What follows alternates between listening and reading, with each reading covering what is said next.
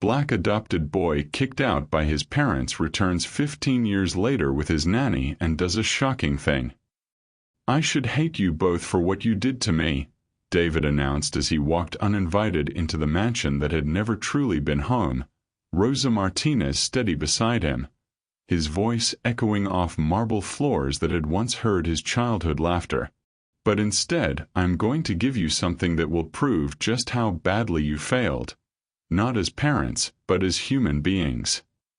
Margaret stumbled backward, her hand clutching her chest, because after 15 years of sleepless nights, her abandoned son had returned not for revenge, but for something far more devastating, the truth. Before we get deep into the story, please let me know in the comment where you're watching from. Hit subscribe if you're hooked in and ready to enjoy the story, because tomorrow, I have another beautiful story to share with you and I don't want you to miss it for anything. The black Mercedes pulled into the circular driveway of the Beacon Hill mansion, and Margaret Whitmore's coffee cup shattered against her marble kitchen floor, because after 15 years of sleepless nights, the son she'd thrown away had finally come home. Margaret's hands trembled as she pressed them against the cold granite countertop, her 62-year-old frame suddenly feeling ancient. Through the bay window, she watched a man in an expensive charcoal suit step out of the driver's side. Tall, broad-shouldered, confident in a way that made her chest tighten with recognition and regret. David. Her David. Except he wasn't hers anymore. Hadn't been since that terrible night when she'd chosen fear over love. "Richard," she called, her voice cracking like autumn leaves. "Richard, come here. Now." In his study overlooking Boston Common, Richard Whitmore was reviewing quarterly reports for his investment firm when his wife's panicked voice cut through his concentration. At 65, he'd learned to read the subtle variations in Margaret's distress. This was different. This was the sound she'd made only once before, the night they'd made the decision that had hollowed out their marriage like termites in old wood. The passenger door of the Mercedes opened, and a small Hispanic woman emerged, her silver hair pulled back in a neat bun, her simple blue dress a stark contrast to the opulence surrounding her. Rosa Martinez moved with quiet dignity, her weathered hands smoothing her skirt as she looked up at the house where she'd once worked, where she'd loved a little boy who wasn't supposed to be hers to love. Have you ever had to face someone you hurt deeply? Share in the comments what you think David's first words to his adoptive parents will be. Margaret's memory dragged her back 18 years, to a scared 6-year-old with enormous brown eyes and a smile that could light up Harvard Square. David had been so small when they'd adopted him from foster care, so eager to please, so desperate to belong. She'd genuinely tried to love him. They both had. But somewhere between his first steps in their Beacon Hill home and his 18th birthday, fear had crept in. Fear of what the neighbors thought, fear of what his growing independence meant, fear of loving someone who looked so different from them in a world that still whispered behind closed doors. Richard appeared in the kitchen doorway, his silver hair perfectly styled even in retirement, his navy polo shirt and khakis the uniform of New England privilege. He followed Margaret's gaze to the window and felt his knees weaken. "Is that?" "It's David," Margaret whispered, the name she'd forbidden herself to speak aloud falling from her lips like a prayer. "He's back." Through the tinted windows of his Mercedes, David stared at the house that had never truly been home. The red brick Georgian colonial looked exactly the same. Perfectly manicured lawn, brass lion door knocker, American flag hanging limply in the humid August air. Even the smell drifting through his partially opened window was familiar. Old money, fresh mulch, and the faint scent of Margaret's prized roses. His hands gripped the steering wheel until his knuckles went pale against his dark skin. 15 years. 15 years since Richard had handed him a packed suitcase and told him he was no longer welcome in this house. 15 years since Margaret had stood silent in the doorway, tears streaming down her face but her mouth sealed shut by some invisible force. "Mijo," Rose's gentle voice pulled him from the spiral of memory. "You don't have to do this. We can leave. Drive back to Hartford. Forget this place exists."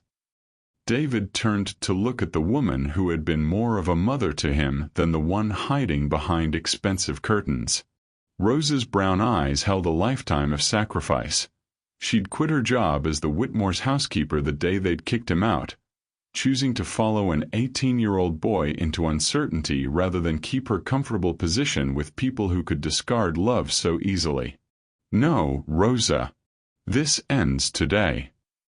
David's voice carried the authority he'd earned building his tech company from nothing, but underneath was the tremble of that 6-year-old boy who'd never stopped hoping his parents would want him back. They need to know what they lost, what they threw away. He opened his car door and stepped onto the cobblestone driveway, his Italian leather shoes clicking against stones laid by craftsmen 2 centuries ago. The August heat shimmered off the pavement, but David felt cold, the chill of old wounds opening fresh. Rosa moved to his side, her small hand finding his elbow with the same gentle touch that had bandaged his scraped knees and dried his tears when nightmares woke him calling for birth parents he barely remembered. "Whatever happens in there," she said quietly, "you remember who you are. You remember how far you've come." David nodded, straightening his shoulders. He was no longer the confused teenager who'd begged them to reconsider, who'd promised to be better, quieter, more grateful. He was David Martinez now. He'd taken Rose's surname the day he turned 21. Founder and CEO of Hartwell Technologies, recently featured on the cover of Fortune magazine, owner of a penthouse in Hartford and a beach house in the Hamptons. But more than his success, he'd learned something the Whitmores never had. That family wasn't about blood or skin color or social expectations. Family was about showing up even when it hurt. The front door opened before they reached it, and suddenly Margaret was standing there, older and grayer than the woman in his memories, her blue eyes still the exact shade of the forget-me-nots she'd planted in the garden where he'd played as a child. For a moment nobody moved. The summer air hung thick between them, heavy with unspoken words and years of silence. Then Margaret's composure cracked like ice on the Charles River, and she whispered the word that had been locked in her heart for 15 years. "David." His name on her lips hit him like a physical blow, but he kept his expression neutral, professional. "Mrs. Whitmore." The formality was deliberate, a small cruelty that tasted like ash in his mouth but felt necessary. "We need to talk." Behind Margaret, Richard appeared, looking every bit the patriarch in his pressed clothes and perfectly maintained lawn, but David could see the guilt written in the lines around his eyes, the way his hand shook slightly as he gripped the doorframe. What are you doing here?" Richard's voice carried none of the authority it had held 15 years ago. David smiled then, but it didn't reach his eyes. "I came to give you something. Something that belongs to you." He reached into his jacket pocket and withdrew a thick manila envelope, its edges worn from handling. Margaret's eyes fixed on it like it might explode. "What is it?" she whispered. "The truth," David said simply. "The truth about what really happened to your son." The words hung in the air like smoke, and David watched as understanding began to dawn on their faces. Not the understanding of what he meant, but the terrible realization that their story wasn't over, that the consequences of their choice were about to walk through their door whether they were ready or not. Rosa squeezed his arm gently, a reminder that he wasn't alone, that he'd never been alone even when they'd made him feel invisible. "May we come in?" David asked, his voice perfectly polite, perfectly controlled. "This conversation is 15 years overdue." The foyer of the Whitmore house felt smaller than David remembered, though nothing had changed. The same crystal chandelier casting rainbow fragments across cream walls, the same mahogany table holding fresh white lilies, the same oil painting of Richard's grandfather staring down with disapproving eyes. But David was no longer the small boy who'd felt dwarfed by all this inherited grandeur. Now he filled the space with his presence, his success worn quietly but unmistakably in the cut of his suit, the confidence in his posture. Margaret's hands fluttered uselessly at her sides, a nervous habit he remembered from childhood. She'd always done that when she was trying to find the right words, before parent-teacher conferences, before family photos, before the conversations that mattered most. The irony wasn't lost on him that she was doing it now, when words felt impossibly inadequate. The living room, she managed, gesturing toward the formal sitting area where they'd once opened Christmas presents, where she'd read him bedtime stories when he was small and still believed he belonged here. Would you like some coffee? Tea? We're fine, thank you. David's response was crisp, professional. He wasn't here for pleasantries or the pretense of hospitality. Rosa remained silent beside him, but her presence was a steady anchor in the storm of memory threatening to pull him under. They settled into the uncomfortable choreography of estranged family. Margaret and Richard on the cream silk sofa where they'd sat for countless dinner parties, David in the wingback chair that had once been his favorite reading spot, Rosa choosing to stand by the window overlooking the garden where she'd once pushed David on a swing set that was long gone. The manila envelope sat on the coffee table between them like an unexploded bomb. Richard's eyes kept darting to it, then away as if he could will it out of existence. You look. Margaret started, then stopped, her voice catching. You look successful, healthy, happy. David's jaw tightened almost imperceptibly. No thanks to you. The words landed like a slap, and Margaret flinched. Richard straightened, some of his old authority returning. Now see here, David. I know you're angry, but we gave you everything. The best schools, opportunities, a roof over your head. You gave me everything except what mattered most. David's voice remained level, but there was steel underneath. You gave me everything except the one thing a child needs from his parents. We loved you, Margaret whispered, and for the first time since arriving, David's composure cracked slightly. Did you? He leaned forward, his brown eyes boring into hers. Because love doesn't come with conditions, Mrs. Whitmore. Love doesn't disappear when things get complicated or when neighbors start whispering or when your son starts dating a white girl from Wellesley and suddenly you realize what that means for your social standing. Margaret's face went pale. That wasn't. We never said. You didn't have to say it. David's voice dropped to barely above a whisper, but in the silence of the formal room, every word rang clear.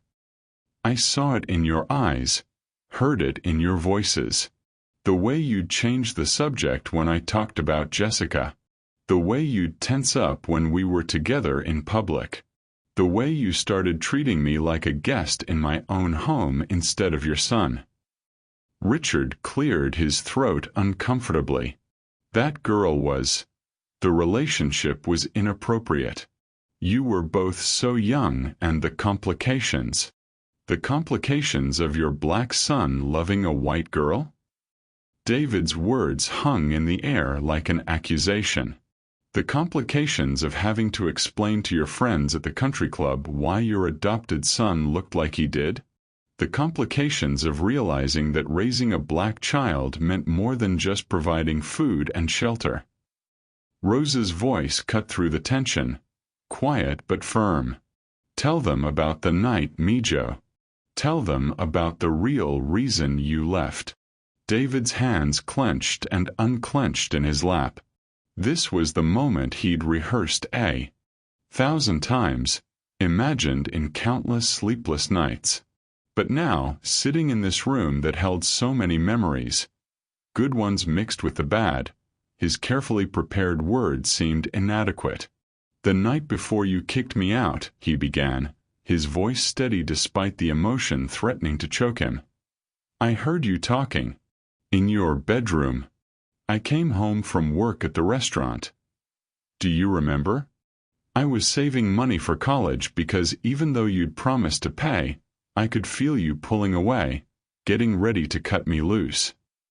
Margaret's eyes filled with tears, but David continued relentlessly. "I heard you, Margaret. I heard you crying, telling Richard you couldn't do it anymore. That having me in the house was too much of a reminder." "A reminder of what exactly? Your failed attempt at charity? Your guilt over not being able to love me the way you should have?" "That's not what I meant," Margaret whispered, but her voice lacked conviction. "Then what did you mean when you said you couldn't pretend anymore? When you said it would be easier for everyone if I was gone?" David's composure finally shattered, 18 years of buried pain flooding out. "I was 18 years old, Margaret. 18. I just graduated high school with honors, had a full scholarship to MIT waiting for me, and the only parents I'd ever known decided I was too inconvenient to keep around." The silence that followed was deafening. Richard stared at his hands, unable to meet David's gaze. Margaret wept quietly, her carefully applied makeup running in dark rivulets down her cheeks. "We thought—" Richard started, then stopped. "We thought it would be better for you. A clean break. You were so angry all the time, so withdrawn. We thought maybe you'd be happier without us holding you back." David laughed bitterly. "Holding me back? You were my family. My only family. Do you have any idea what it's like to be thrown away by the people who are supposed to love you unconditionally? To have the only parents you've ever known decide you're disposable?" He reached for the manila envelope, his hand surprisingly steady now. "But here's the thing, you didn't just lose a son that night. You lost so much more." With deliberate care, he opened the envelope and withdrew a thick stack of photographs. The first one he placed on the coffee table showed him at his MIT graduation, Rosa beaming beside him in her best dress while he held his diploma in computer science. "Rosa came to my graduation," he said quietly. "She took the bus from Boston to Cambridge because she said someone who loved me should be there to see me succeed." He placed another photo down, this one of him shaking hands with the mayor of Hartford at a ribbon-cutting ceremony. "This is from when I opened my first community center in Hartford. I've opened 12 more since then, all in underserved neighborhoods, all providing technology education and mentorship for kids who look like me." Another photograph, David in a tuxedo, standing next to a beautiful black woman in an elegant wedding gown, both of them radiant with joy. "This is my wife, Amara. She's a pediatric surgeon at Yale New Haven Hospital. We met when she was treating kids from one of my programs." Margaret's breath hitched audibly. "You're married. 3 years now." David's voice softened slightly as he looked at the photo. "She's everything I never thought I deserved. Smart, kind, patient enough to help me learn how to trust again after you taught me that love comes with expiration dates." He placed the final photograph on the table, and the sound Margaret made was somewhere between a gasp and a sob. It showed David and Amara in a hospital room, both of them cradling newborn twins. One boy, one girl, their tiny faces perfect and peaceful in sleep. "Your grandchildren," David said simply. "Elena Rose and Marcus James. Elena is named after my birth mother, who died when I was 4. Marcus is named after Marcus Garvey, because I wanted him to be proud of his heritage from the day he was born." The room fell into absolute silence. Margaret stared at the photograph with desperate hunger, her hands reaching toward it before she caught herself and pulled back. "They're beautiful," she whispered. "They are." David's voice carried a mixture of pride and pain. "Elena has your eyes, actually. That same shade of blue. It's funny how genetics work, isn't it? How can love cross every boundary except the ones we build ourselves?" Richard's voice was hoarse when he finally spoke. "How old are they?" 6 months. David gathered the photographs carefully, deliberately. "They're why I'm here. They deserve to know their full story, including the part about the grandparents who chose fear over love." He stood abruptly, Rosa moving to his side with practiced ease. "But here's what I really came to tell you. I forgive you." The words hit the room like lightning, and Margaret looked up at him with raw hope in her tear-stained face. "I forgive you for not being strong enough to love me through the hard parts. I forgive you for choosing your comfort over my childhood. I forgive you for teaching me that I wasn't worth fighting for." His voice grew stronger with each word. But forgiveness doesn't mean forgetting, and it doesn't mean pretending this didn't happen. He moved toward the door, then paused, looking back at the two people who had shaped him in ways both beautiful and broken. "I became the man I am today not because of what you gave me, but because of what you took away. Rosa taught me what unconditional love looks like. My wife taught me that I was worthy of being chosen every day. My children teach me every morning that family isn't about blood or skin color or meeting other people's expectations. It's about showing up, no matter what." Margaret stood shakily, her hand pressed to her heart. "David, please. Is there any chance?" "That's not up to me anymore," David said quietly. "That's up to you." What do you think David means by "that's up to you"? How would you react if you were Margaret or Richard right now? Let us know in the comments. He walked toward the door, Rosa following silently, leaving behind two people sitting in the wreckage of their choices and the weight of possibilities they'd never imagined. The sound of the front door closing echoed through the house like a judgment, final and irreversible. But in the silence that followed, something new began to take root, the terrifying, wonderful possibility that some endings might actually be beginnings in disguise. The Whitmore living room hadn't changed in 15 years. Same cream silk wallpaper, same oil paintings of stern-faced ancestors, same uncomfortable antique furniture that prioritized appearance over comfort. David stood near the marble fireplace, deliberately choosing not to sit, while Rosa perched on the edge of a wingback chair like a bird ready to take flight. Margaret paced behind the sofa, her manicured fingers twisting her pearl necklace until David worried she might snap the string. Richard remained standing by the bay window, his back to them, staring out at Beacon Hill as if the familiar view could somehow transport him away from this moment.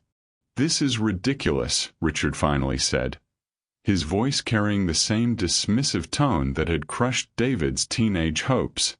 "You can't just show up here after 15 years and—" "And what?" David's voice was dangerously quiet. "Expect an explanation? Expect you to acknowledge what you did." Margaret stopped pacing, her face flushing pink. "What did we do?" "David, we gave you everything. The best schools, the best opportunities. You gave me everything except what I needed most." David's composure cracked slightly, revealing the hurt underneath. "You gave me everything except your love when it mattered." "That's not fair," Margaret whispered, but her voice lacked conviction. David laughed, but it was hollow, bitter.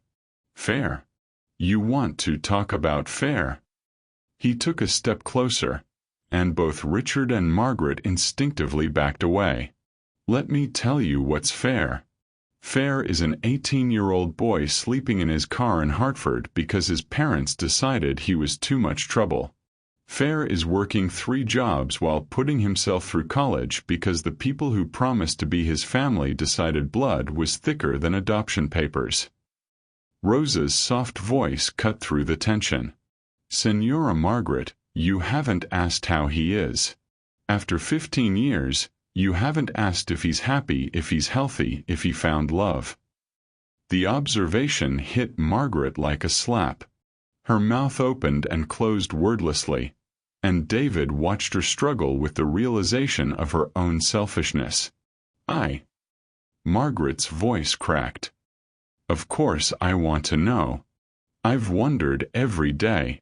No, David interrupted, his voice sharp as broken glass. You don't get to claim that. If you'd wondered, you would have called. If you'd cared, you would have tried to find me. Richard finally turned from the window, his face red with defensive anger.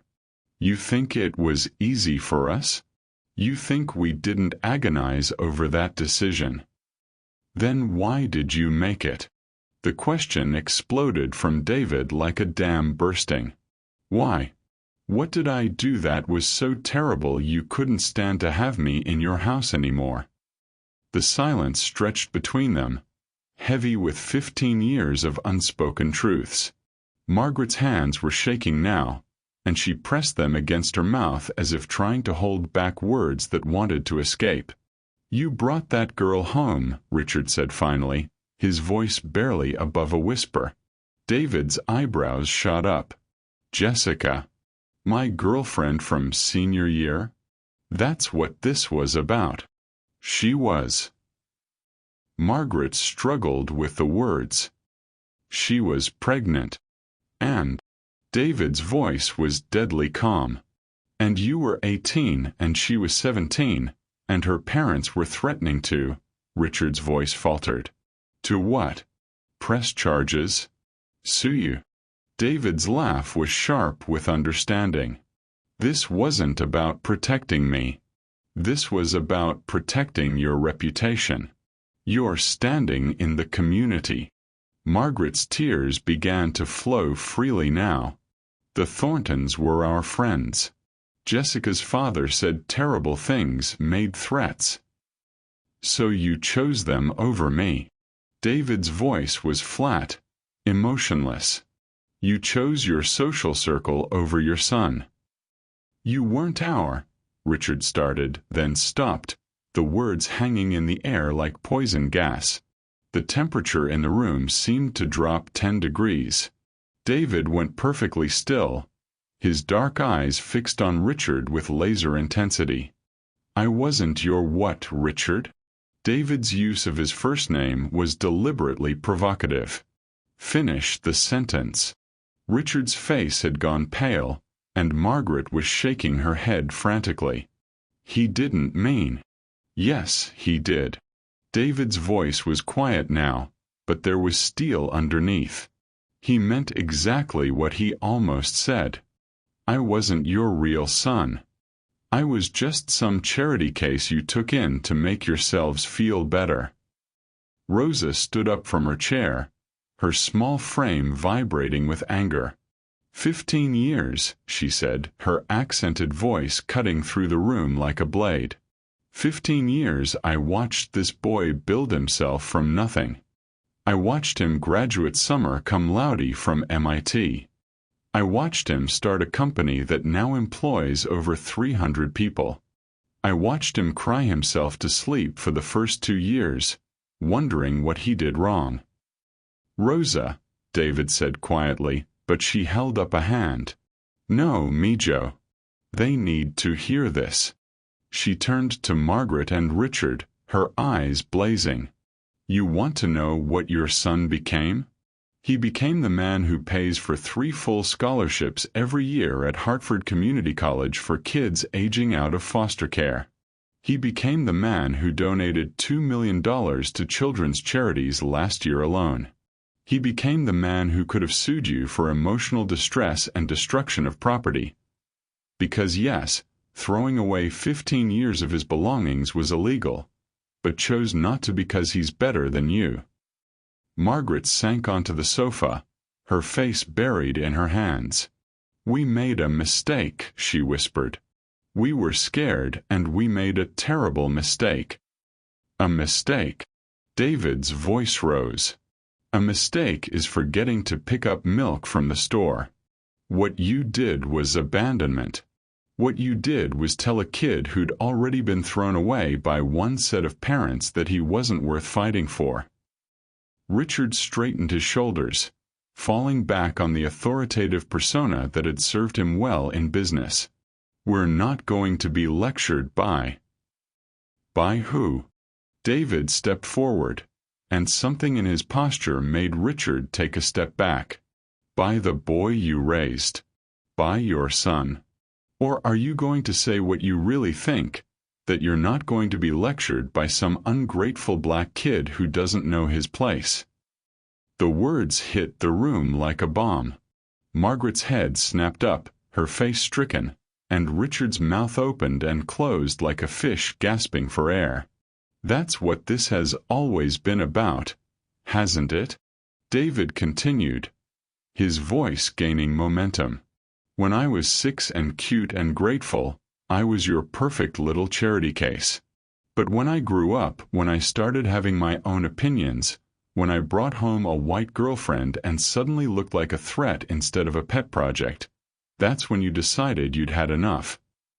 That's not true, Margaret said desperately. We loved you. You loved the idea of me, David corrected. You loved being the white saviors who rescued the poor black boy. But you never loved me. Because if you had, you would have stood up to Jessica's parents. You would have told them that I was your son and they could go to hell. The manila envelope crinkled in David's hand as his grip tightened. He looked down at it, then back at the two people who had shaped his understanding of conditional love. But you know what? I didn't come here for an apology. I didn't come here for closure. I came here because there's something you need to know, something that's going to change everything you think you understand about that night 15 years ago. He held up the envelope, and both Margaret and Richard stared at it like it contained a ticking bomb. This contains the truth about Jessica's baby. The truth about what really happened after you threw me out.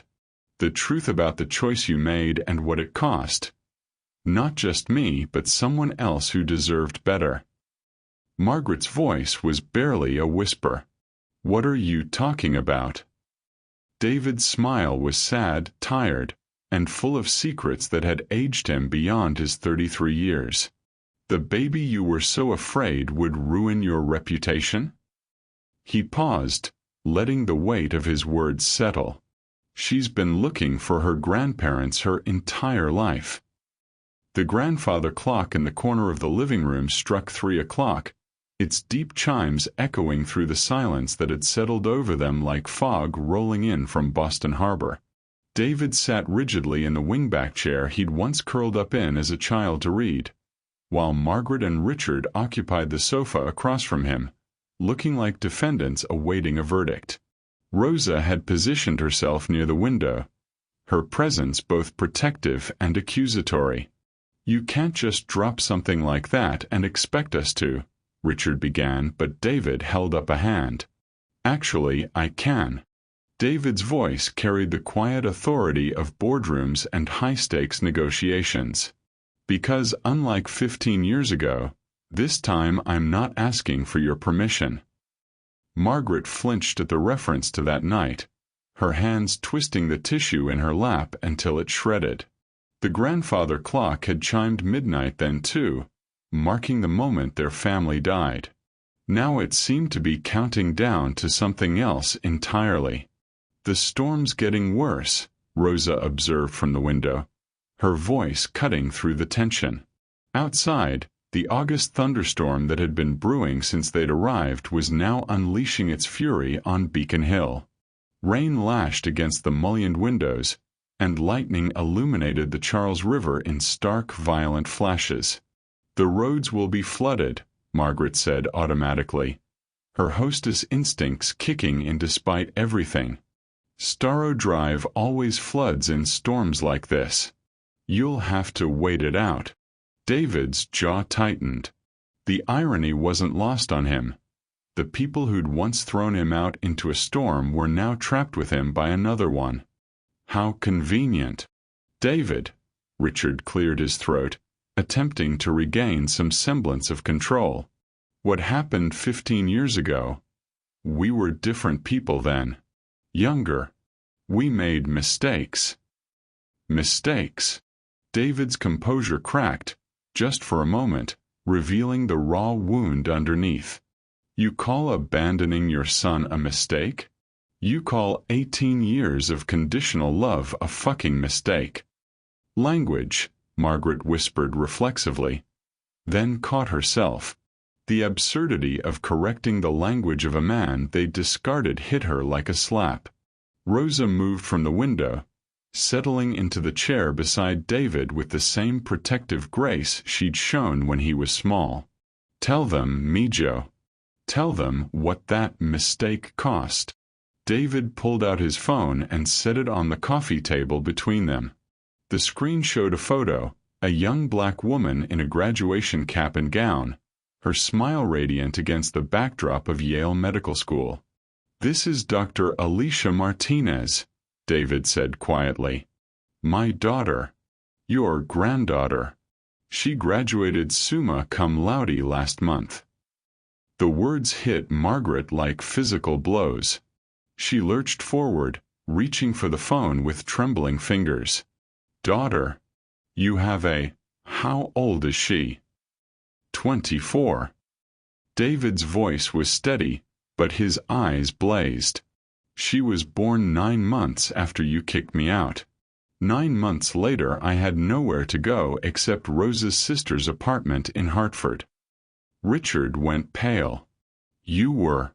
There was a girl. When you were living here. Jessica. The name came out like a confession. Jessica Williams. We'd been together for 2 years. She was African American, from Roxbury. Smart, beautiful, kind. David's voice softened with memory. You met her exactly once, at my high school graduation party. Do you remember what you said to me afterwards, Richard? Richard's mouth opened and closed soundlessly. You said, that girl is not our kind of person, David. She'll hold you back. David's voice turned razor-sharp.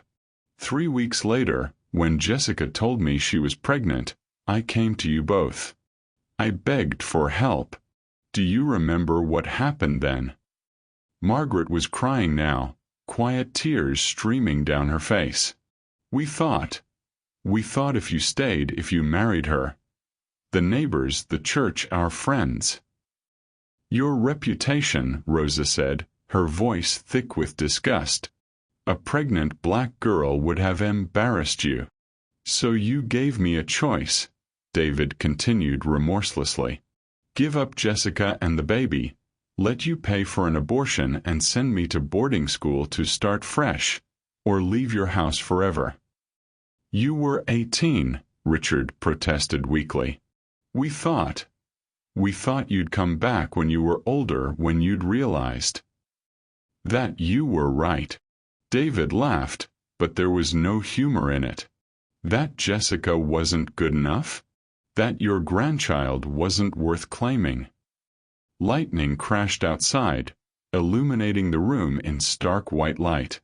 In that moment, Margaret saw not the successful man sitting across from her, but the 18-year-old boy who'd stood in the same room, tears streaming down his face, begging them to love him enough to accept his choices. I chose Jessica, David said simply.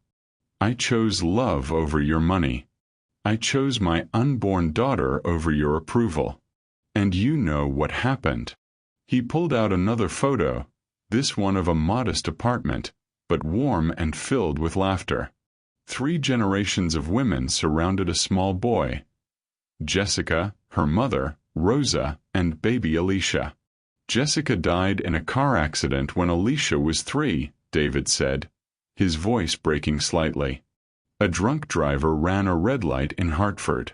So Rosa and we raised Alicia together. We were her family. Margaret made a sound like a wounded animal. We had no idea. David, if we'd known. You'd have what? Suddenly developed a conscience. David's voice was bitter. You had 15 years to find out what happened to me. 15 years to pick up a phone, write a letter, hire a private investigator. You chose not to know. The storm raged harder outside, as if nature itself was responding to the emotional tempest in the room. Rosa stood and walked to the mantelpiece, where family photos still lined the surface. Photos of the Whitmores at various society events, at their Martha's Vineyard house, at charity galas. What was missing was telling. No photos after David left. As if their lives had stopped when he walked out. She asks about you sometimes, David said quietly. Alicia. She knows she has grandparents somewhere in Boston.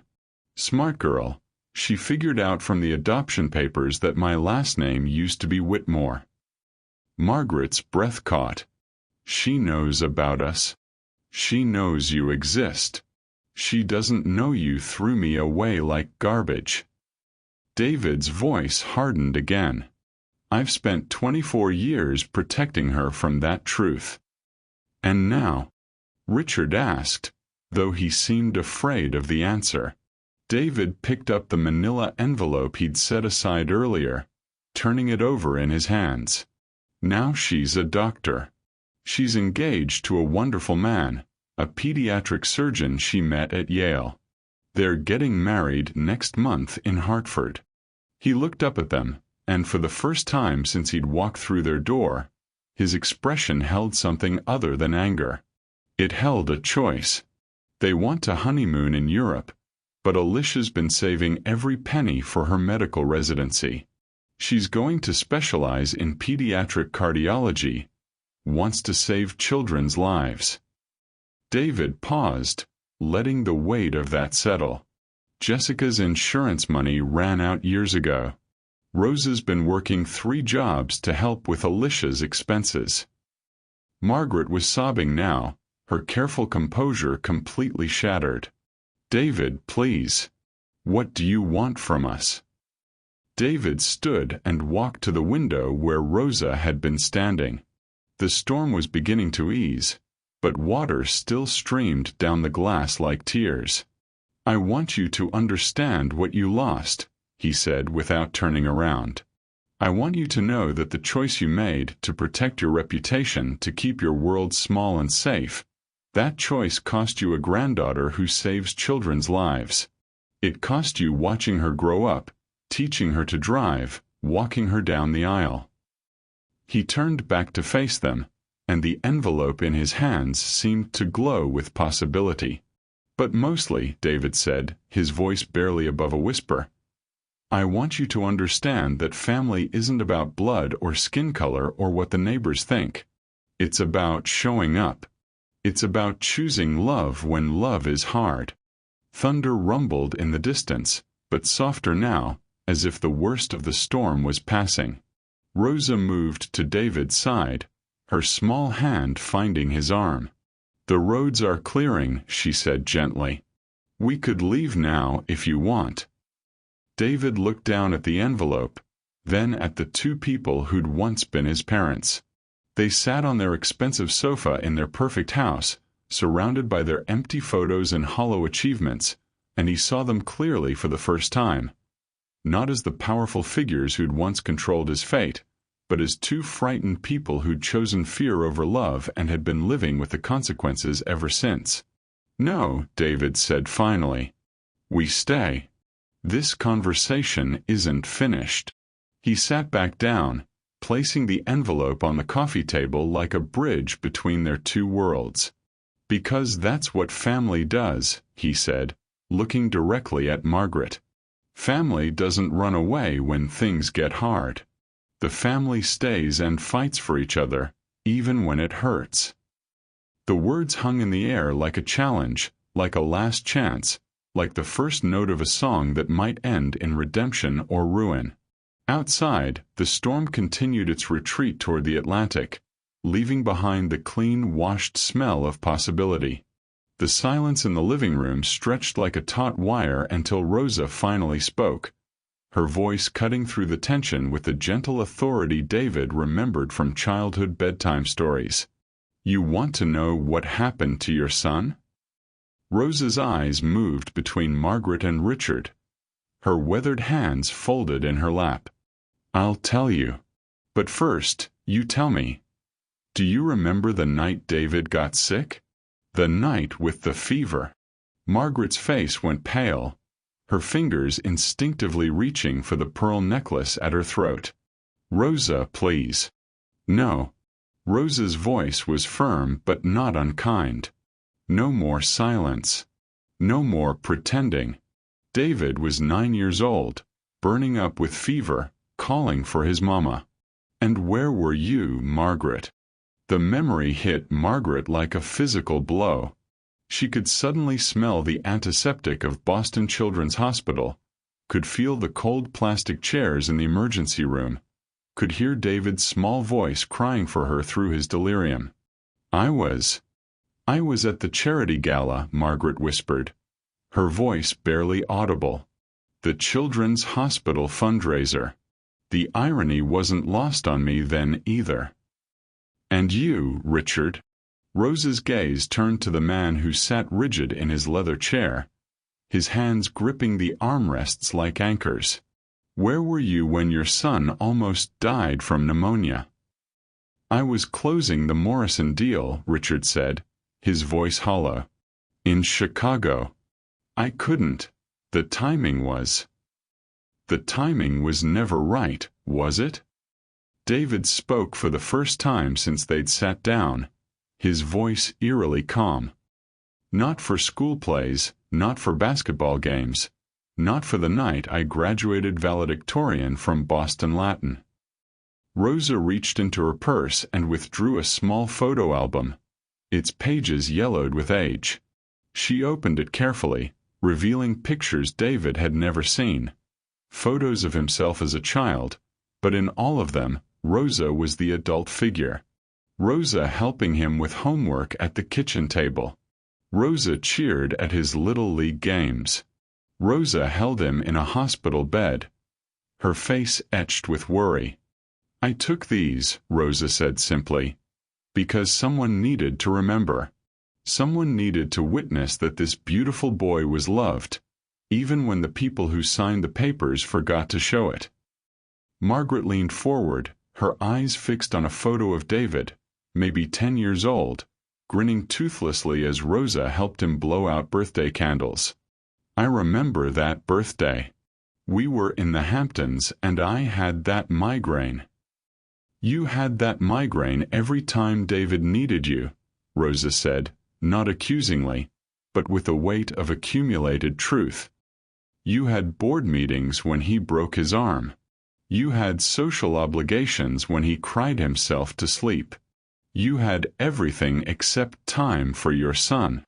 The room fell silent except for the ticking of Richard's grandfather clock, each second marking time that could never be reclaimed. David stood and walked to the mantelpiece, where family photos were displayed like trophies. His fingers traced the edge of a silver frame containing a picture of Margaret and Richard at some gala, all smiles and expensive clothes. There were no pictures of him. "You know what the funny thing is?" David said, his back still to them.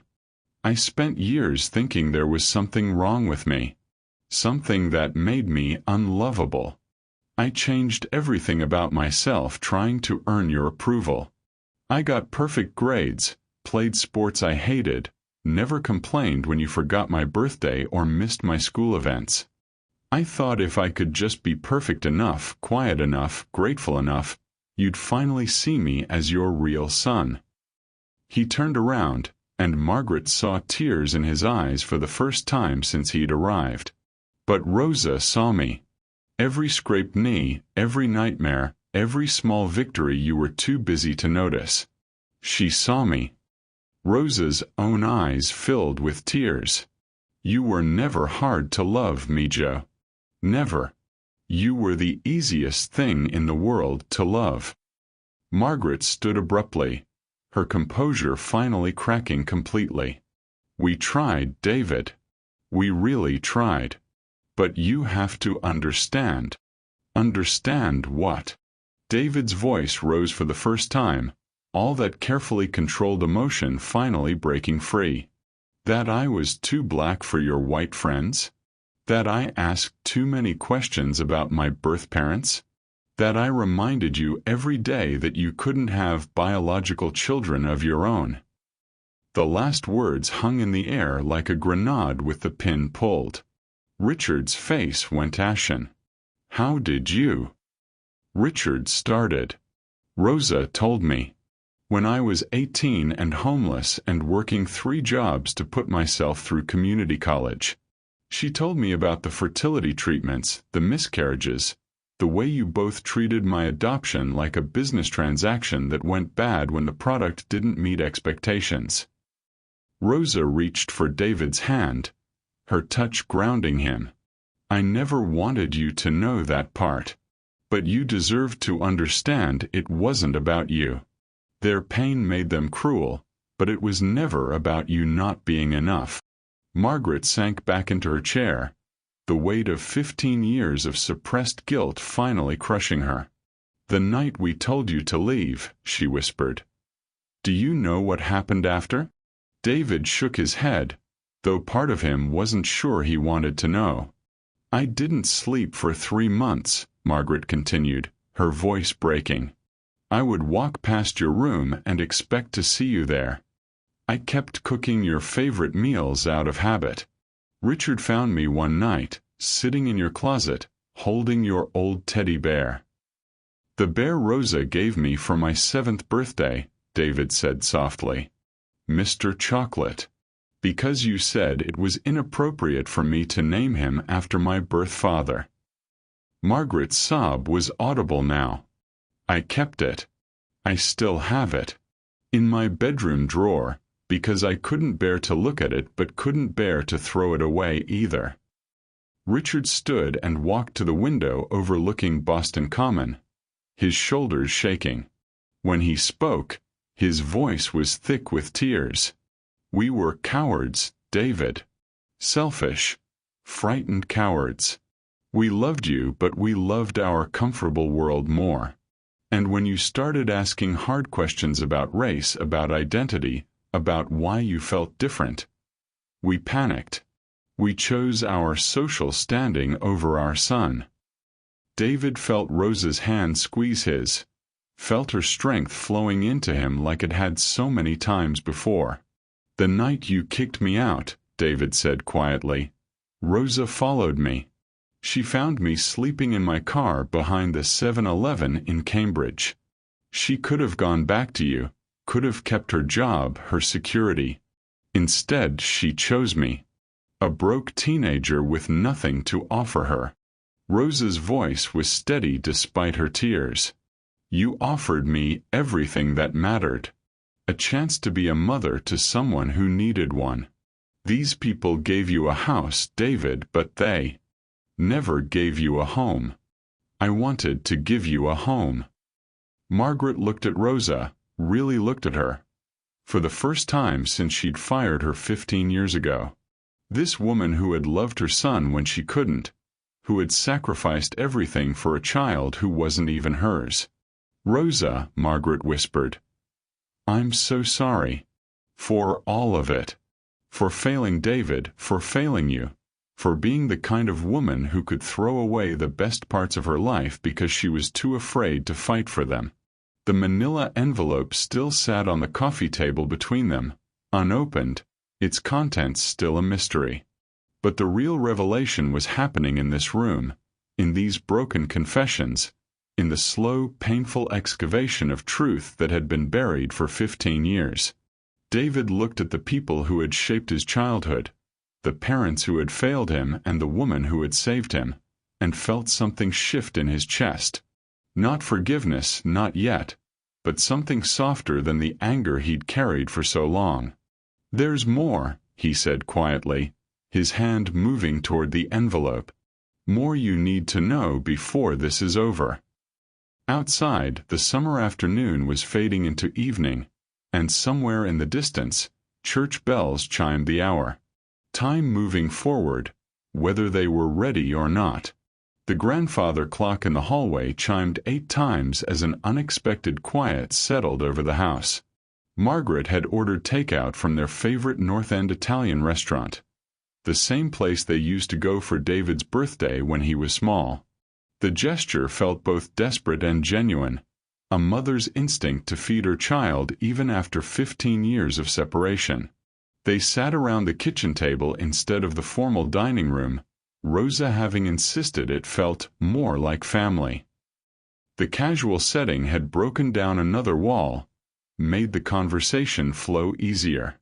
David had removed his suit jacket, rolled up his sleeves, and for the first time since walking through their door, he looked relaxed. "You remember how you used to sneak down here at midnight?" Margaret asked, cutting into her chicken parmesan with hands that had finally stopped shaking. "Rosa would find you sitting right there, eating cereal and reading those computer magazines by flashlight." David smiled, a real smile this time, not the careful mask he'd worn earlier. "You knew about that?" "Me, Joe, I knew about everything," Rosa laughed, reaching over to pat his hand. "You think I didn't notice when half a box of Lucky Charms disappeared overnight? I started leaving fresh milk in a small pitcher, making it easier for you." "You never said anything," David marveled. "Some hunger can't be fed with rules and bedtime," Rosa said softly. "You were hungry for knowledge, for understanding. I wasn't going to stand in the way of that." Richard cleared his throat, and when he spoke, his voice was rough with emotion. "I found those magazines under your bed once. I was going to take them away. Thought you should be reading age-appropriate books instead. But Rosa stopped me. She told me you were building something in your mind," Margaret added, her eyes distant with memory. "She said you saw patterns where other people saw chaos, that you were going to do something important someday." She looked at David directly. She was right. David felt something tight in his chest begin to loosen. "Rosa saved every article I ever wrote, every magazine that featured the company. She has a whole scrapbook." 3 scrapbooks, Rosa corrected with pride. "And the newspaper clipping from when you donated that computer lab to the Hartford Boys and Girls Club. That one made me cry happy tears for a week." Margaret's fork paused halfway to her mouth. "You donated a computer lab?" 15 stations, all the latest software, plus funding for classes and a full-time instructor. David's voice carried quiet satisfaction. "Kids from foster care get priority enrollment. Nobody gets turned away for any reason." The weight of what he wasn't saying hung in the air, that he'd created opportunities for kids like himself, kids who might not fit the traditional mold but deserved a chance to dream big. Richard set down his water glass carefully. That's remarkable, David. How many kids have gone through the program?" "Over 300 so far. 12 have gotten full scholarships to MIT, 4 to Harvard, 2 started their own companies." David paused, then added quietly, "One girl from Roxbury just got accepted to the computer science program at Stanford. First in her family to go to college." Margaret's eyes filled with tears. "You're changing lives." "Kids change their own lives," David said firmly. "I just make sure they have the tools to do it." Rosa reached for the manila envelope that had sat unopened on the counter throughout dinner. "Should I tell them about the scholarship fund?" David shook his head, But Rosa continued anyway. The David Whitmore Memorial Scholarship Fund. Full rides for foster kids interested in technology. He never changed the name, even after. Even after we hurt you, Margaret finished, her voice barely a whisper. David looked down at his hands. I kept your name because you gave me something, even if you took it away later. You gave me stability for 12 years. You taught me that books mattered, that education was important. You showed me what success could look like, even if you didn't think I deserved to achieve it myself. We were wrong, Richard said suddenly, the words bursting out of him like water from a broken dam. We were so wrong about everything. About you, about what mattered, about what family means. You were scared, David said, and there was understanding in his voice now instead of accusation. I get that. A black teenager in Beacon Hill, starting to ask questions about why he didn't fit in, why neighbors looked at him differently. I understand why that felt threatening. Margaret reached across the table, her fingers stopping just short of his. It wasn't you who was threatening, David. It was us. We were threatening ourselves, to our image, our standing, our comfortable bubble. We chose the bubble over you, and it's the worst decision we've ever made. The house has been so quiet, Richard added, his voice thick. 15 years of quiet dinners, quiet holidays. We told people you'd gone to college and were finding yourself, but really we were the ones who were lost. David finally looked up, meeting their eyes. I used to drive by here sometimes, especially around Christmas. I'd park across the street and wonder if you ever thought about me, if you regretted what happened. Every day, Margaret whispered. Every single day. Rosa stood up and moved to the kitchen window, looking out at the garden where fairy lights twinkled among the roses. You know what he did last Christmas, when that blizzard hit Hartford? David shook his head at her, but she ignored him. He opened up the community center, used his own money to keep it heated and stocked with food. 43 families had somewhere warm to stay, somewhere safe. He worked the serving line himself, wore an apron that said "World's Okayest Cook." Margaret laughed through her tears. You always were terrible in the kitchen.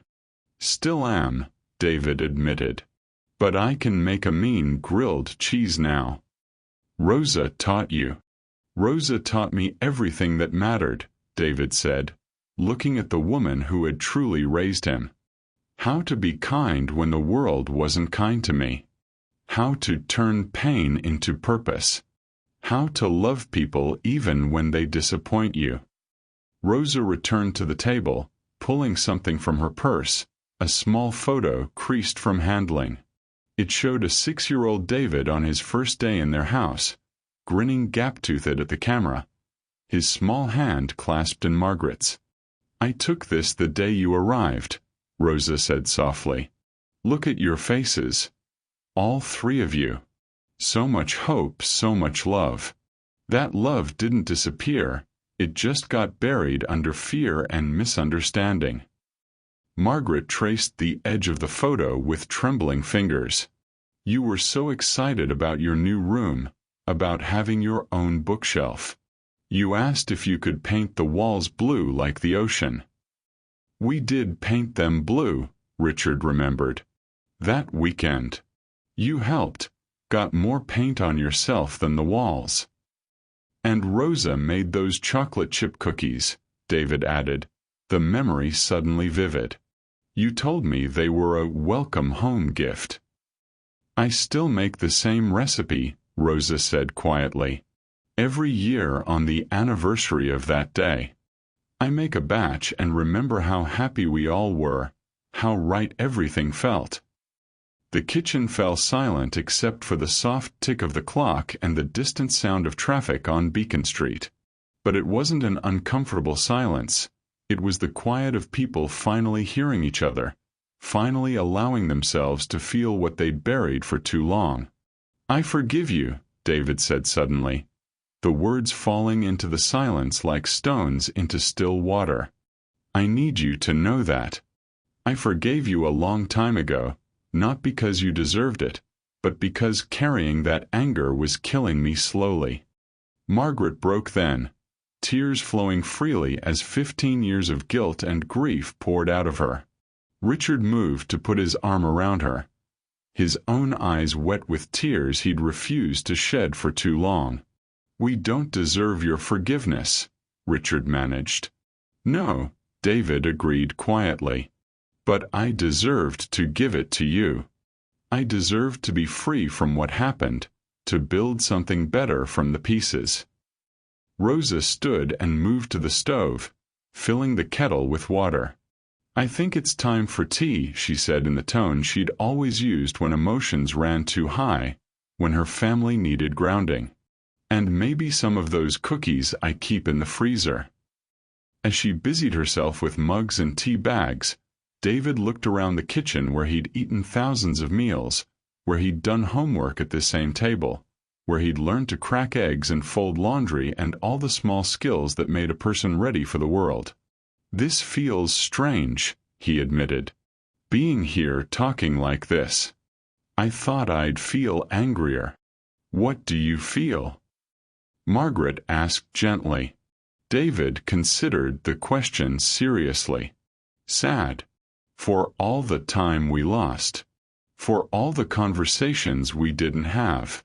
But also—" He paused, searching for the right words. "Grateful. That we get this chance now, that you're both still here, that Rosa never stopped believing this day would come." "I never stopped hoping," Margaret said. "Even when I convinced myself I didn't deserve to hope." The kettle whistled, and Rosa moved with the efficiency of someone who had made tea in this kitchen 1,000 times before. She set mugs in front of each of them, steam rising like small prayers. "So what happens now?" Richard asked. "Where do we go from here?" David wrapped his hands around his mug, feeling the warmth seep through his palms.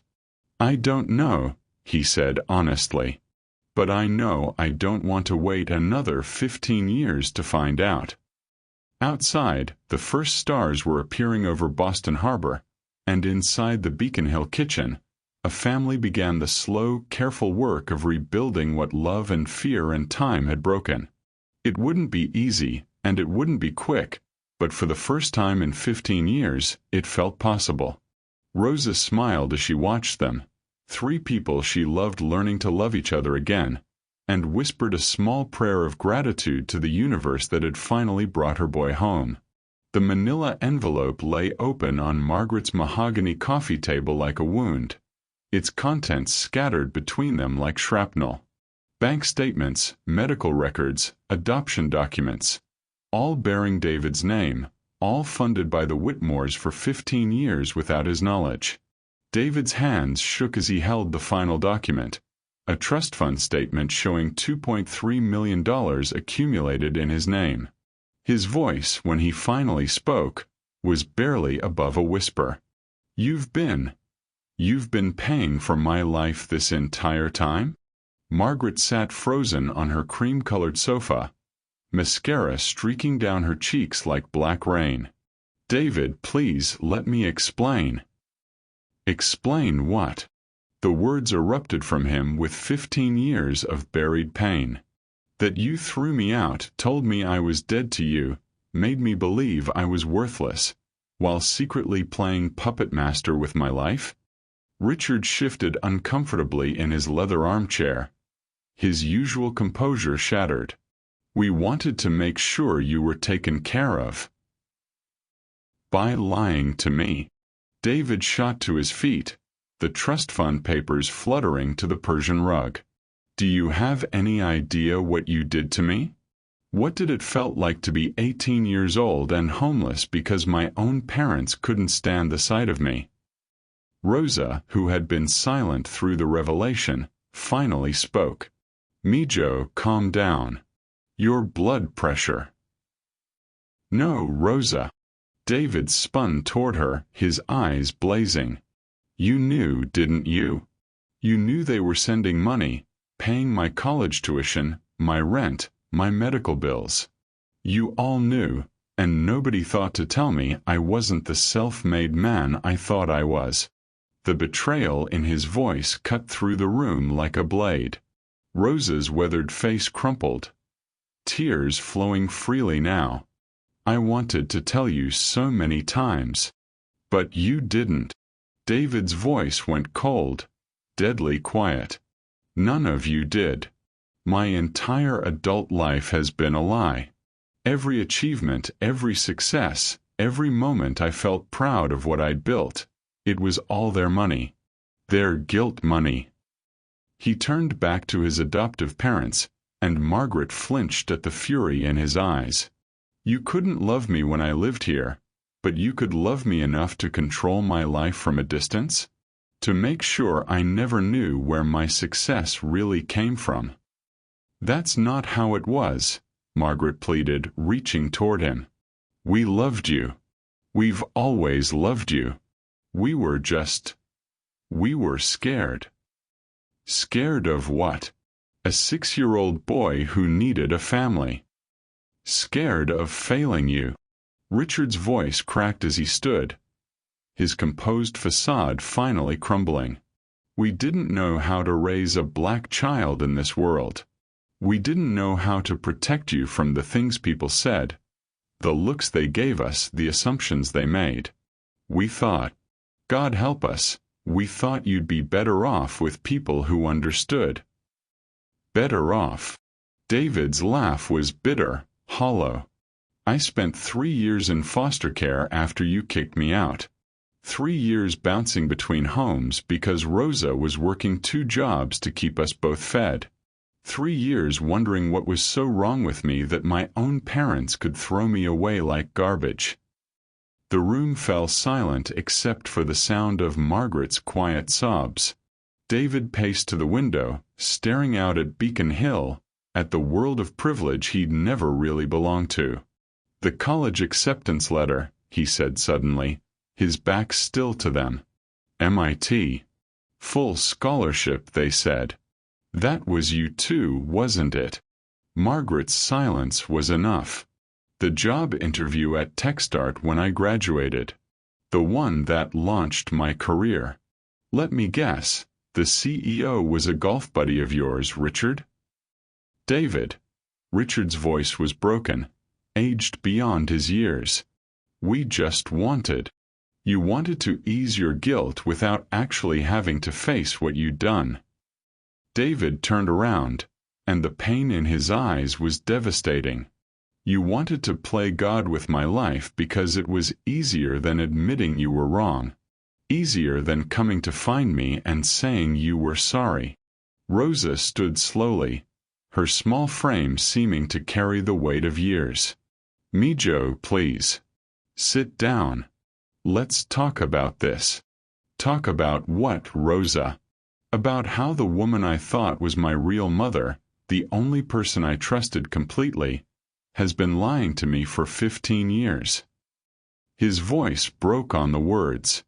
About how every dollar I thought I'd earned was really just their conscience money? It wasn't like that, Margaret started.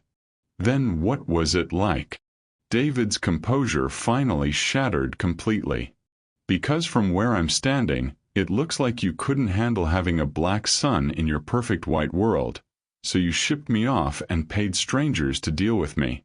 Out of sight, out of mind, but hey, at least your checkbook kept you feeling righteous. The words hit Margaret like physical blows. She doubled over, her sobs now audible and raw. You destroyed me, David continued, his voice growing quieter but more devastating. Not when you kicked me out, that I could have survived. But this. This destroys everything I thought I was. Every moment of pride, every accomplishment, every time I looked in the mirror and thought I'd made something of myself despite you. It was all a lie. He walked to the coffee table and swept the papers to the floor with one violent motion. I came here to forgive you. I came here to show you what your son had become, to maybe find some way back to being a family. But you can't even be honest about your guilt. You can't even let me have the dignity of my own achievements. Rosa took a step toward him, her hand outstretched. David, please, you have to understand. No. He stepped back from her, his eyes hollow now, empty of the warmth that had filled them when he'd first walked through the door. I don't have to understand anything. I've spent my whole adult life trying to understand why I wasn't good enough for you people. But this isn't about me not being good enough.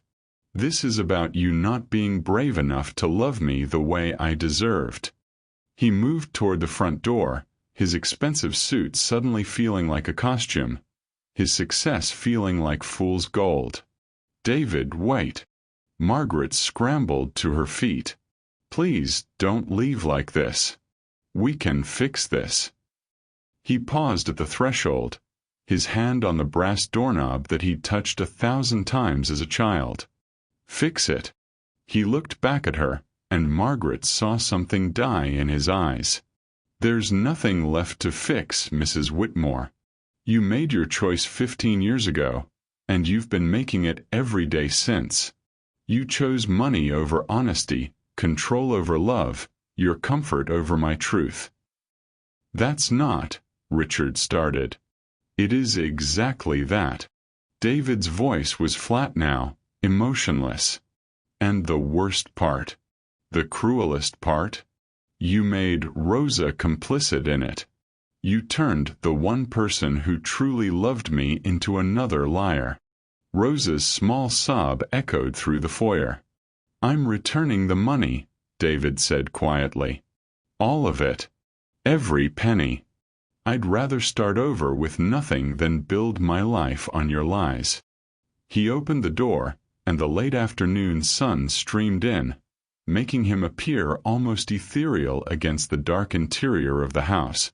Goodbye, Margaret. Goodbye, Richard. He paused, looking at Rosa with eyes full of pain. Goodbye, Rosa. Thank you for loving me, even if you couldn't love me honestly. The door closed behind him with a soft click, but the sound echoed through the house like thunder. Margaret collapsed back onto the sofa, her carefully constructed world crumbling around her like sand. Through the window, they watched him walk to his car, his shoulders straight but his steps heavy. He didn't look back. Rosa pressed her face against the glass, her weathered hands flat against the pane. Mijo, she whispered. My beautiful boy. What have we done? The black Mercedes pulled out of the driveway, carrying David away from Beacon Hill, away from the people who had shaped his life from the shadows, away from the only family he'd ever known. Margaret and Richard sat in the silence that followed, surrounded by the scattered papers of their 15-year deception, finally understanding that their money couldn't buy back what they'd lost. Love, once broken by lies, doesn't heal with more lies. And sometimes the truth comes too late to matter. The silence in the Whitmore mansion stretched like a held breath, thick with the weight of 15 years' worth of unspoken truths. David stood in the center of the living room where he'd once played with toy cars on Persian rugs, the adoption papers scattered at his feet like fallen leaves. Margaret sat crumpled in her wingback chair, Richard's arm around her shoulders. The first time David had seen them touch each other with genuine tenderness in all his memories. Rosa had excused herself to the kitchen, understanding that this moment belonged to the three people who had shattered and been shattered by a single, terrible decision. Through the bay windows, the late afternoon sun cast long shadows across Beacon Hill, and somewhere in the distance, the bells of Park Street Church chimed 5 o'clock. David picked up one of the scattered papers, his original birth certificate, the one that listed his birth mother as unknown and his father as deceased.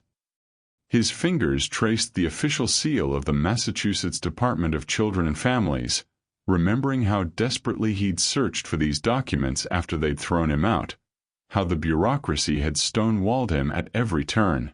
"You kept them," he said, his voice barely above a whisper. "All these years, you kept my adoption papers." Margaret lifted her head, her face streaked with tears and something that looked like relief. "I kept everything. Your school photos, your report cards, that drawing you made of our family when you were 7. Her voice broke on the word family. "I kept it all in a box in my closet, and every night I would take out one thing and remember what it felt like when you called me Mom." The word hit David like a physical blow. Mom. He hadn't said it in 15 years, had trained himself to think of Margaret as her or she or the woman who raised me. But hearing it now, in this room where she'd read him bedtime stories and bandaged his scraped knees, the word felt both foreign and achingly familiar. Richard cleared his throat, the sound rough and uncertain. "David, I need you to understand. What we did, it wasn't because we didn't love you." "Don't." David's voice cut through the air like a blade. "Don't you dare tell me it was love. Love doesn't pack a suitcase and change the locks. Love doesn't choose reputation over family." "You're right." Richard's admission came quietly, his shoulders sagging under the weight of 15 years' worth of carried shame. It wasn't love. It was cowardice. It was fear. It was everything love is supposed to conquer, and we failed. David turned to face the mantelpiece where family photos still sat in their silver frames. Images of Margaret and Richard at various charity galas and country club events, their smiles perfect and empty. Notably absent were any pictures of him, as if 18 years of his life had been surgically removed from their history. "Do you know what the hardest part was?" David asked, his back still turned to them. "It wasn't being homeless. Rosa and I figured that out. It wasn't struggling to pay for college or building my business from nothing. I was wondering. Every birthday, every Christmas, every time I achieved something I was proud of, I wondered if you ever thought about me, if you regretted your choice, if maybe, just maybe, you might want me back." Behind him, Margaret made a sound like a wounded animal. "I did," she whispered. "Every day. Every single day, I picked up the phone to call you and then put it down because I didn't know what to say. How do you apologize for throwing away your child?" David finally turned, and the raw pain in his eyes made both of them flinch. "You start with 'I'm sorry,'" he said simply. "You start with admitting that you were wrong. You start with the truth, even if it's 15 years too late." The room fell silent again, broken only by the sound of Margaret's quiet sobs and the distant hum of Boston traffic. David looked at these two people who had shaped his entire understanding of love and abandonment, success and failure, belonging and rejection. They looked smaller than he remembered, frilier. Age had softened Richard's commanding presence and added vulnerability to Margaret's perfect composure. "I came here today planning to hurt you," David admitted, his voice steady but hollow. "I wanted you to see what you'd lost, to understand the magnitude of your mistake. I wanted you to suffer the way I'd suffered." He pulled the second envelope from his jacket, the one he hadn't opened yet, the one that had taken him 3 years of legal battles and private investigators to obtain. "Do you know what this is?" Margaret and Richard shook their heads, fear flickering in their eyes. "These are the records from my birth mother's case. The real story of why I was placed for adoption." David's hands trembled slightly as he held the envelope. "I've carried this for 2 years, knowing that once I opened it, I'd finally have all the pieces. The complete picture of who I am and where I came from." He looked at the sealed flap, then back at the two people who had raised him for 18 years. But standing here now, looking at you both, I realize something. It doesn't matter what's in here. It doesn't matter who my birth parents were or why I was given up. What matters is the choice I make right now, at this moment. David walked to the fireplace, the envelope still unopened in his hands. Margaret and Richard watched him, hardly breathing. I can open this and share whatever pain or trauma it contains. I can make you feel as lost and unwanted as you made me feel. Or... He paused, staring into the cold fireplace where logs sat ready for winter fires that were still months away. Or I can choose to be better than the people who raised me to be. The weight of the decision settled on his shoulders like a heavy coat. 15 years of anger and hurt and longing all crystallized into this single moment of choice. Revenge or redemption. Bitterness or healing. The child he'd been or the man he'd become. Sometimes the hardest choice is choosing forgiveness over revenge. What would you do in David's shoes? Share your thoughts in the comments. David, Margaret's voice was barely audible. Whatever you decide, I need you to know, losing you was the biggest mistake of my life. Not a day has passed that I haven't regretted it. Not an hour has gone by that I haven't wished I could go back and choose differently. Richard nodded, his own eyes bright with unshed tears. We were wrong. About everything. You were our son. You are our son, and we failed you in the worst possible way. David closed his eyes, feeling the weight of their words, the sincerity in their voices. In the kitchen, he could hear Rosa quietly preparing tea, the familiar sound of her moving around a space she'd once known as well as her own home. She'd stayed silent through his pain, his anger, his success, never pushing him toward forgiveness but never encouraging his bitterness either. She'd simply loved him, consistently and without condition, showing him what family really meant. When he opened his eyes, his decision was made. I choose healing, he said quietly, placing the unopened envelope on the mantelpiece next to their empty picture frames. I choose to break the cycle of abandonment and pain. I choose to be the kind of person Rosa raised me to be, not the bitter man you made me become. He turned to face them, and for the first time since walking through their door, his expression softened. But understand this. Forgiveness doesn't mean forgetting. It doesn't mean pretending the last 15 years didn't happen or that we can just go back to being a family. Too much has changed. Too much damage has been done. Margaret's face crumpled, but David held up his hand. What it means is that I'm giving us all permission to start over. To build something new, something honest. Something that acknowledges the past without being imprisoned by it. He pulled out his phone and scrolled to a contact he'd never thought he'd use. His thumb hovered over Richard's number. The same number he'd memorized as a child but had never called in 15 years. I'm going back to Hartford tonight, David said, finally pressing the call button and listening as Richard's phone rang in his pocket. But I'm leaving my number with you. If you want to try to rebuild some kind of relationship, a real one this time, built on truth instead of convenience, then you can call me. Richard's phone continued ringing, the sound eerily loud in the quiet room. But if you call, David continued, his voice gaining strength, it has to be because you genuinely want me in your life, not because you feel guilty or because you're afraid of what people will think. And it has to include Rosa. She's my family now. She's the mother who chose to stay when you chose to leave. The ringing stopped as Richard fumbled for his phone, declining the call with shaking fingers. We understand, Margaret said, her voice thick with emotion. We understand, and David, we want to try. If you'll let us, we want to try to earn back the right to be part of your life. David nodded once, then walked toward the kitchen where Rosa waited. At the doorway, he paused and looked back at the two people who had given him life's greatest gift and greatest wound.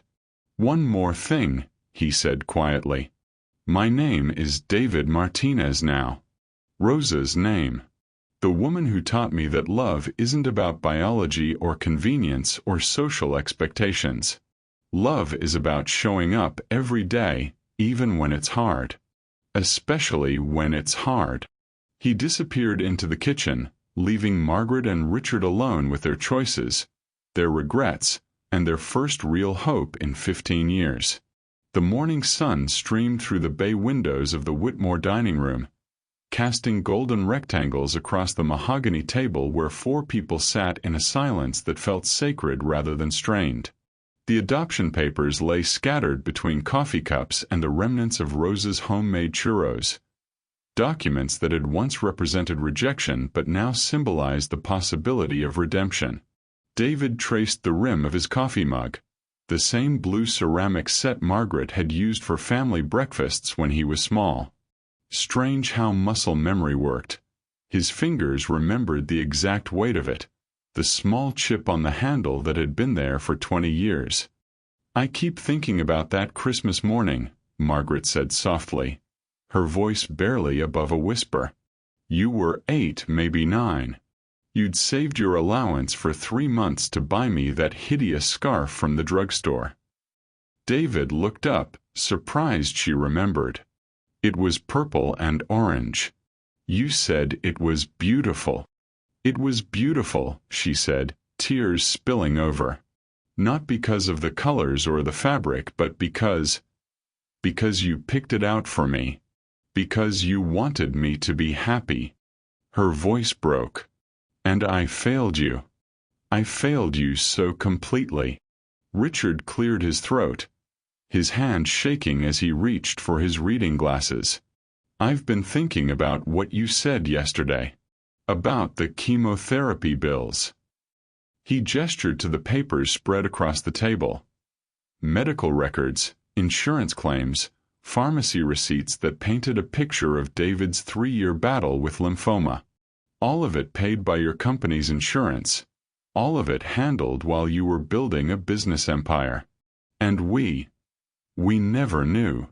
"You couldn't have known," David said gently. "I made sure of that." Rosa spoke up, her accent thick with emotion. "He was so sick, Mr. Richard. So sick, and all he wanted was to come home. To have his mama hold his hand during the treatments." She looked at Margaret. "Even after everything, he still called you Mama in his sleep." The words hit Margaret like a physical blow. She doubled over, pressing her hands to her mouth to muffle the sob that tore from her throat. "Oh God! Oh, David, I'm so sorry. I'm so sorry." David stood and moved around the table, kneeling beside Margaret's chair the way he used to when he was small and she was sad. But now he was the one offering comfort, his large hand covering her smaller one. "Mom," he said quietly, and the word hung in the air like a gift. "Mom, look at me." She raised her tear-streaked face to meet his eyes, and for a moment they were both transported back 20 years, to bedtime stories and scraped knees and unconditional love that had somehow gotten buried under fear and social pressure. "I didn't come here for apologies," David continued. "I came here because Rosa made me realize something. She said that carrying hate is like carrying a stone in your chest. It weighs you down until you forget how to breathe freely." He reached into his jacket and pulled out a small velvet box, placing it gently on the table. Margaret's breath caught as she recognized it, the jewelry box from his childhood bedroom, the one that had held his few precious possessions. "Open it," he said. With trembling fingers, Margaret lifted the lid. Inside, nestled in faded blue velvet, was a small silver locket she'd given him on his 10th birthday. The inscription was still visible. "To David, with all our love, Mom and Dad." "I never took it off," he whispered. Even when I wanted to hate you, even when I convinced myself I had moved on. Because somewhere in my heart, I was still that little boy who just wanted his parents to love him. Richard stood abruptly, his chair scraping against the hardwood floor. For a moment David thought he was leaving, but instead the older man crossed to an antique secretary desk in the corner. He returned with a worn leather photo album, his hands shaking as he opened it. "We never threw away your pictures," Richard said, his voice thick. "Look." The album was full of memories. David's first day of school, birthday parties, family vacations to Martha's Vineyard and the White Mountains of New Hampshire. On every page, a smiling little boy with Margaret and Richard, looking for all the world like a family that belonged together. "We kept everything," Richard continued. "Your room. We never changed it. It's exactly the way you left it 15 years ago." He looked up at David, his eyes swimming with tears. "We told ourselves we were preserving memories, but the truth is we were hoping someday you'd come home." Rosa reached across the table and took Margaret's hand. "Mrs. Margaret, you remember what I used to tell you when David first came to live here? When would he have those nightmares about his birth parents?" Margaret nodded, sniffling. "You said home isn't a place you're born into. It's a place where you're chosen every single day." "See," Rosa smiled. "And family. Family isn't about blood or color or who looks like who in pictures. Family is about who stays when staying is hard, who loves when love costs something." David felt something loosen in his chest, a knot he'd carried for 15 years finally beginning to untangle. "I'm not the same person I was when I left here," he said. "I can't pretend the last 15 years didn't happen, that the hurt wasn't real." "We don't want you to," Margaret said quickly. We want the chance to know who you've become, to be part of your life if you'll have us." David looked around the table at these three people who had shaped him in different ways, the parents who had failed him but genuinely loved him, and the woman who had saved him when love alone wasn't enough. "Rosa's getting older," he said finally.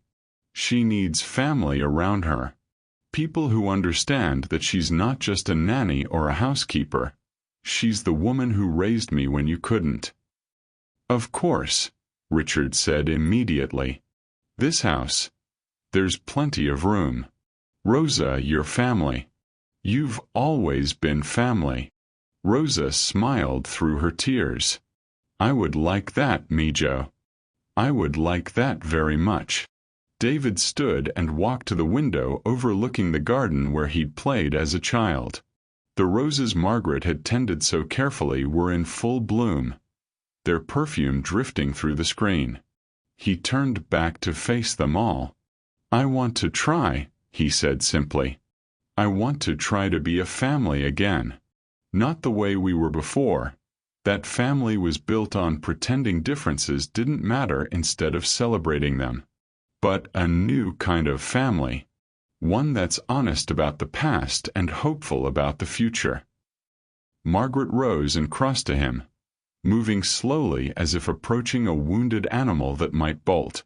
When she reached him, she opened her arms tentatively, a question in her eyes. David stepped into her embrace, and suddenly they were both crying. 15 years of grief and loss and love pouring out as she held him the way she should have all those years ago. "Welcome home, son," she whispered against his shoulder. "Welcome home." Over her head, David caught Rosa's eye and saw her radiant smile, the expression of a woman who had watched love triumph over fear, who had seen her boy finally get the ending he deserved. Richard joined the embrace, his arms encircling both of them, and for the first time in 15 years, the Whitmore family was whole again, not because they shared blood or skin color or even a name, but because they had chosen each other despite the pain, despite the mistakes, despite everything that should have kept them apart. Family isn't just about blood. It's about the people who choose to love you even when it's hard. Share in the comments. Who is your chosen family? Who are the people who stayed when staying was difficult? Outside the window, church bells began to chime across Boston Common, marking the start of a new day. But inside the sun-drenched dining room, 3 generations of love, complicated, imperfect, but absolutely real, held each other close and began the long, beautiful work of becoming a family again. The adoption papers still lay scattered on the table, but now they seemed less like legal documents and more like promises finally kept. David was home, Rosa had found her place, and Margaret and Richard had learned that the deepest love sometimes requires the courage to forgive, not just others, but themselves. As the morning stretched into afternoon, they would sit around that mahogany table sharing stories, filling in the gaps of 15 lost years, laying the foundation for whatever came next. There would be more tears, more difficult conversations, more healing to do. But for now, in this perfect moment bathed in golden August sunlight, they were simply what they had always been meant to be. A family bound not by blood or circumstance, but by the choice to love without limits, to forgive without conditions, and to come home to each other no matter how long the journey takes. The little boy with the enormous brown eyes had finally found his way back to where he belonged, and love, patient, persistent, transformative love, had won after all. Thanks for sticking with this story till the very end. But trust me, you haven't seen anything yet. The next story is crazier, more shocking, and will blow your mind. Click the image on your screen now and dive right in. And don't forget to hit that subscribe button so you never miss a single twist.